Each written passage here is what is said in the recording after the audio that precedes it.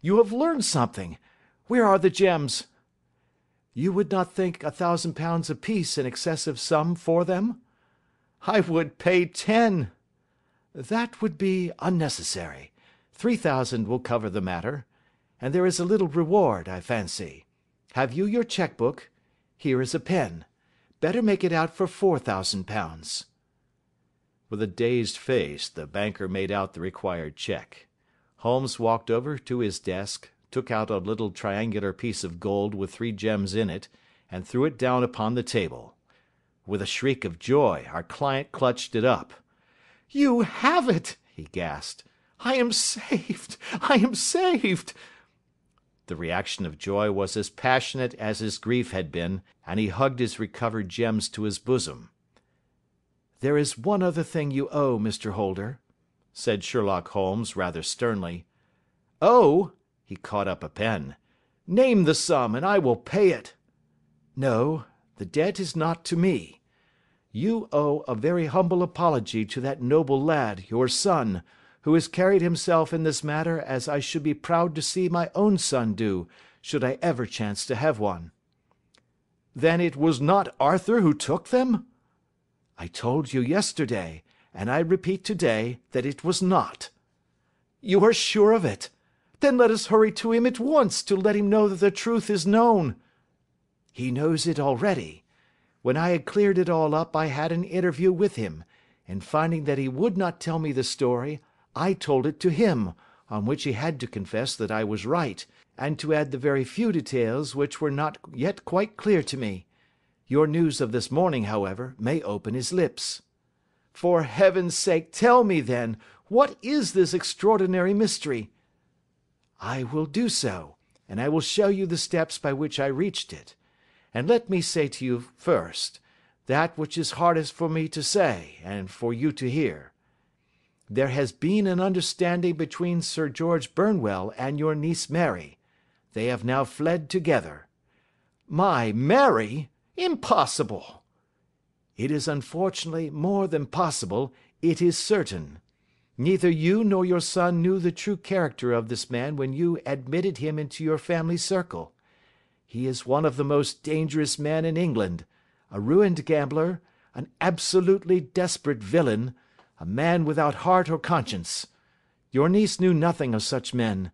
When he breathed his vows to her, as he had done to 100 before her, she flattered herself that she alone had touched his heart. The devil knows best what he said, but at least she became his tool and was in the habit of seeing him nearly every evening." "I cannot, and I will not, believe it," cried the banker with an ashen face.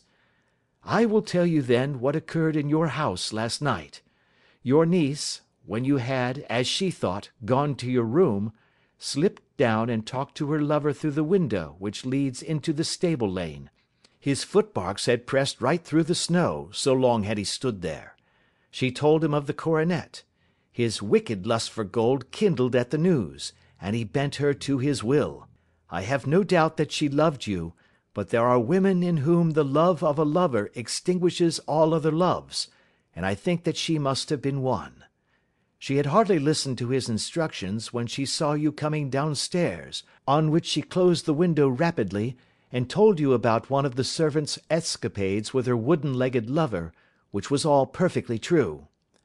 Your boy, Arthur, went to bed after his interview with you, but he slept badly, on account of his uneasiness about his club debts. In the middle of the night, he heard a soft tread pass his door, so he rose and, looking out, was surprised to see his cousin walking very stealthily along the passage, until she disappeared into your dressing-room.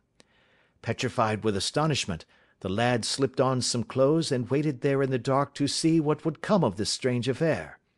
Presently she emerged from the room again, and in the light of the passage lamp your son saw that she carried the precious coronet in her hands.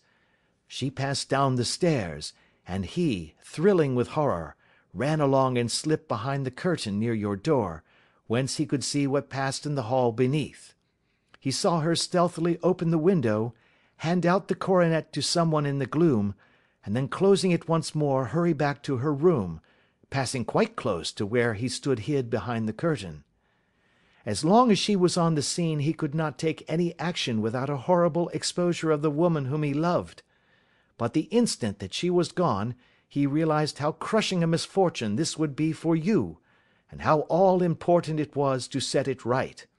He rushed down, just as he was, in his bare feet, opened the window, sprang out into the snow, and ran down the lane where he could see a dark figure in the moonlight.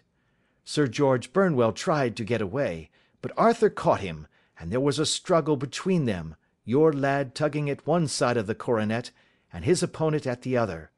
In the scuffle, your son struck Sir George, and cut him over the eye.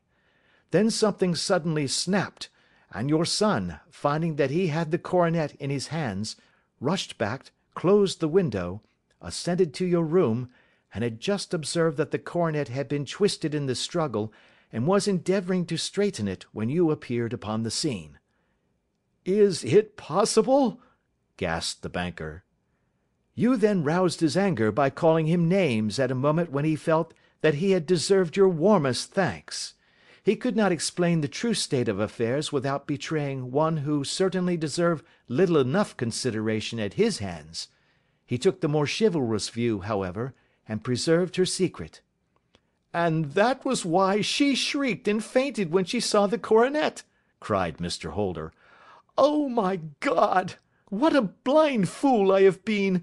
And his asking to be allowed to go out for 5 minutes! The dear fellow wanted to see if the missing piece were at the scene of the struggle. How cruelly I have misjudged him!" "When I arrived at the house," continued Holmes, "I at once went very carefully round it to observe if there were any traces in the snow which might help me. I knew that none had fallen since the evening before, and also that there had been a strong frost to preserve impressions.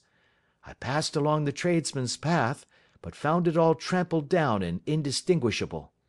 Just beyond it, however, at the far side of the kitchen door, a woman had stood and talked with a man, whose round impressions on one side showed that he had a wooden leg. I could even tell that they had been disturbed, for the woman had run back swiftly to the door, as was shown by the deep toe and light heel marks, while Woodenleg had waited a little, and then had gone away. I thought at the time that this might be the maid and her sweetheart, of whom you had already spoken to me, and inquiry showed it was so. I passed round the garden without seeing anything more than random tracks, which I took to be the police. But, when I got into the stable lane, a very long and complex story was written in the snow in front of me. There was a double line of tracks of a booted man, and a second double line which I saw with delight belonged to a man with naked feet. I was at once convinced from what you had told me that the latter was your son. The first had walked both ways, but the other had run swiftly, and as his tread was marked in places over the depression of the boot, it was obvious that he had passed after the other. I followed them up, and found they led to the hall window, where Boots had worn all the snow away while waiting. Then I walked to the other end, which was 100 yards or more down the lane. I saw where Boots had faced round, where the snow was cut up as though there had been a struggle, and finally, where a few drops of blood had fallen to show me that I was not mistaken. Boots had then run down the lane, and another little smudge of blood showed that it was he who had been hurt. When he came to the high road at the other end, I found that the